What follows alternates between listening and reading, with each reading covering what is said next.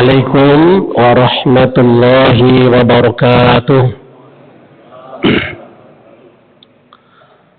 Alhamdulillahilladzi ja'ala Ramadan syahrul mubarak alladzi unzila fihi al-Qur'an hudan lin-nas wa bayyinatin minal huda wal furqan. Asyhadu an la ilaha illallah wa asyhadu anna Muhammadar Rasulullah. Allahumma shalli ala sayyidina Muhammad wa ala alihi wa ashabihi ajma'in, amma ba'd.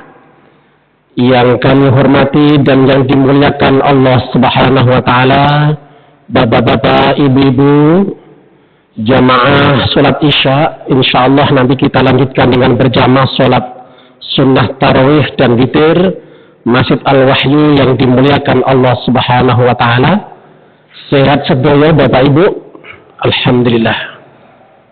Ada dua nikmat yang sering dilupakan manusia. Pertama adalah nikmat sehat dan nikmat waktu luang. Untuk itu kita patut bersyukur, ya.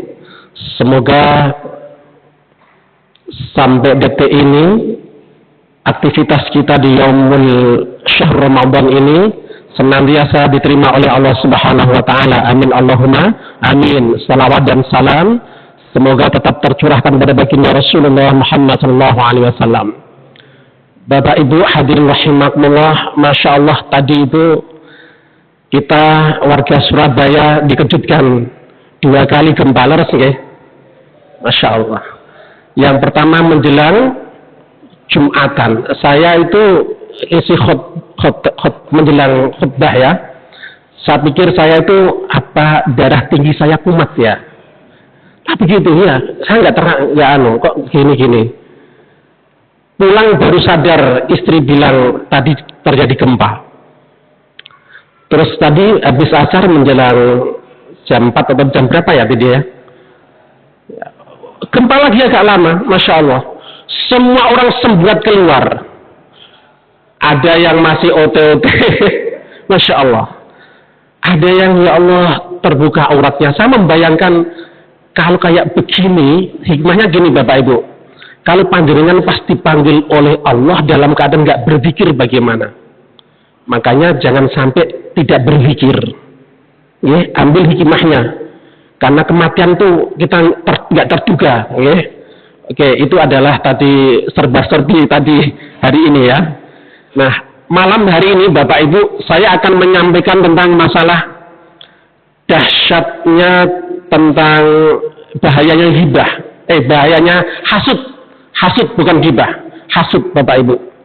Bapak Ibu rahimakumullah, di dalam kitab Bidayatul Hidayah karya Imam Ghazali itu ada sifat hati manusia yang paling kronis. Yang pertama adalah penyakit hati riya. Yang kedua hasad. Yang ketiga ujub atau sombong. Tapi ada yang paling kronis yang terjadi di dalam masyarakat itu adalah hasud, iri dengki Bapak Ibu. Masya Allah. Iri dengki ini itu biasanya terjadi pada setiap orang, pada kelompok-kelompok. Ada pedagang sama pedagang, pejabat sama pejabat. Laras nggih? Ada dalam takmir juga ada sama takmir. Hasud, iri dengki itu ada. Na'udzubillah min dzalik. Dan ini hadirin rahimakumullah, hasad itu kalau saya artikan itu adalah dalam jumhurul ulama mengatakan al-hasad huwa tamanna zawal ni'mah an sahibatiha, yaitu mengharapkan hilangnya nikmat seseorang supaya nikmat itu beralih kepadanya. Hadirin rahimakumullah, saya istilahkan SMS. Susah sama orang ketika orang itu senang, atau sebaliknya, senang sama orang ketika orang lain itu susah.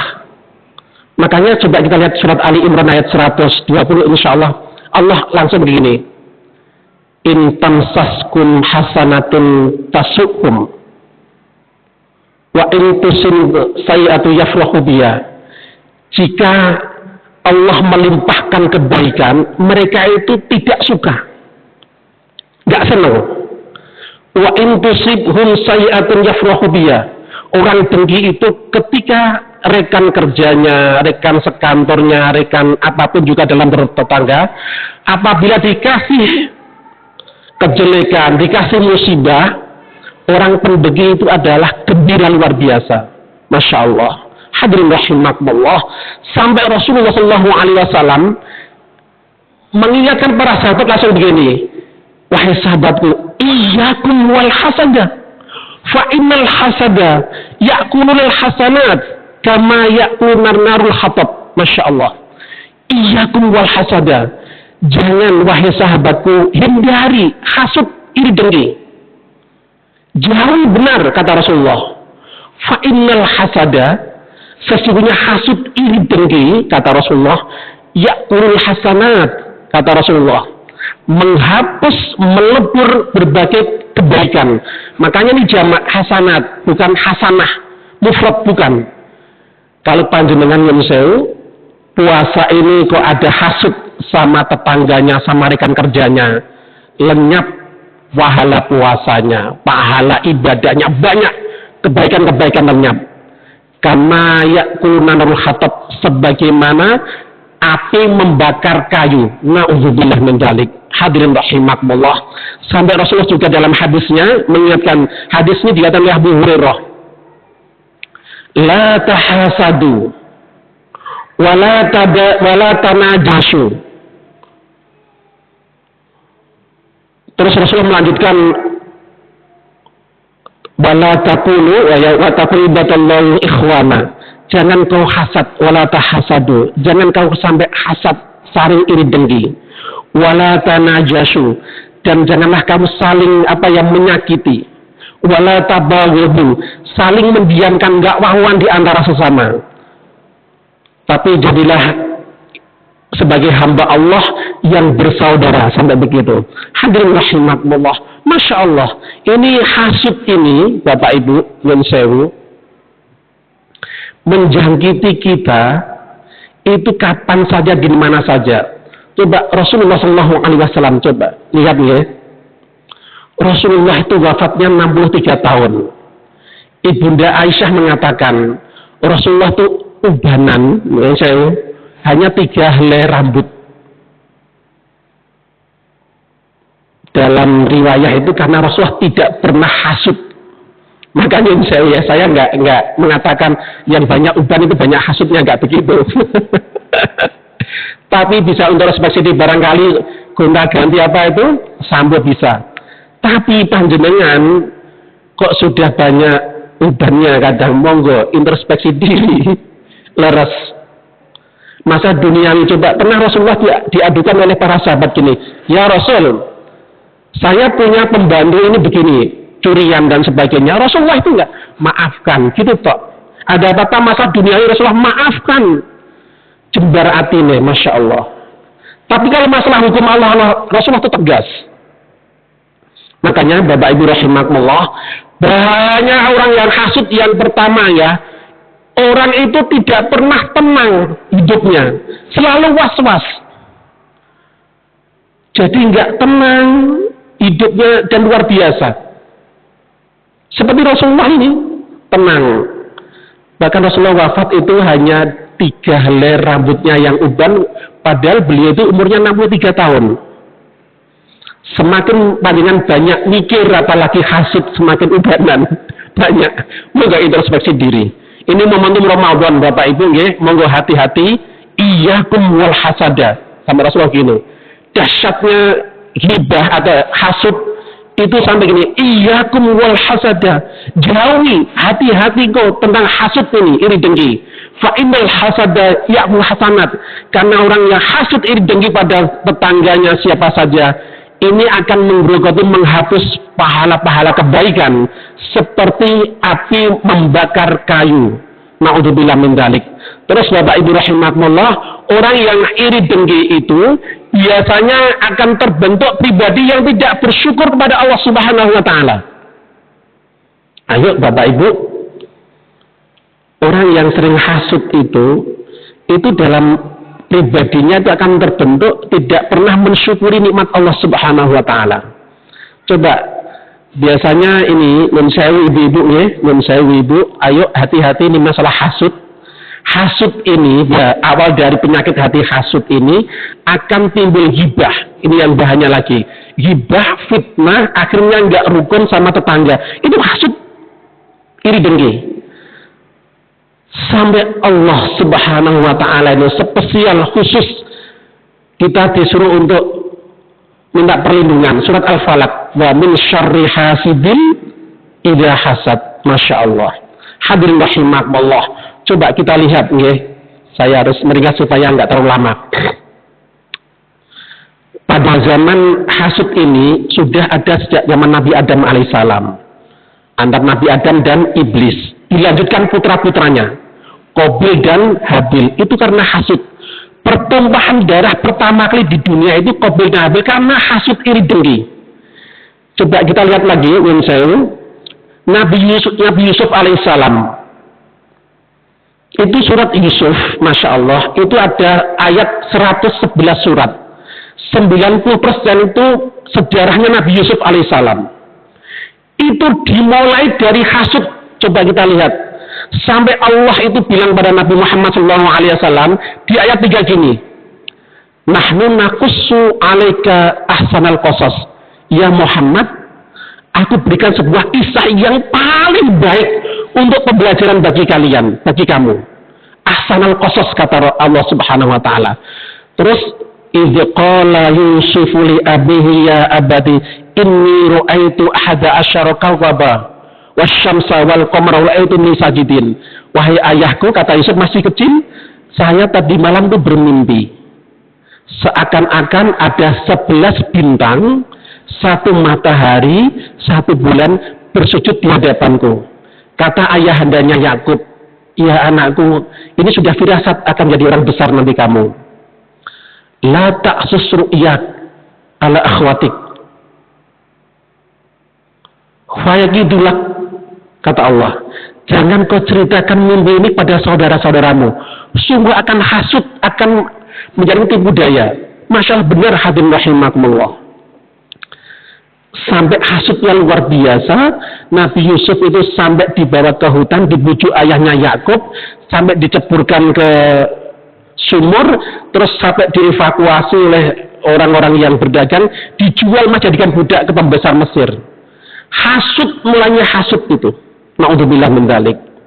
Untuk itu bapak-bapak rahimakumullah, saya closing statement ini Bapak Ibu, mari banyak berdoa. Banyak berdoa. Doanya itu surat Al-Hasyr ayat 10. Rabbana ighfir lana wa li ikhwanina alladhina sabaquna bil iman wa la taj'al fi qulubina ghillan lil ladzina amanu Rabbana innaka ra'ufur rahim. Ya Tuhan kami, ampunlah kami ya Allah. Ampuni dosa saudara-saudara kami. Di situ ada wala taj'al fi qulubina ghilla.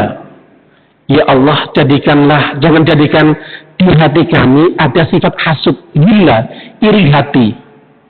Doa itu karena bahaya iyakum wal hasada.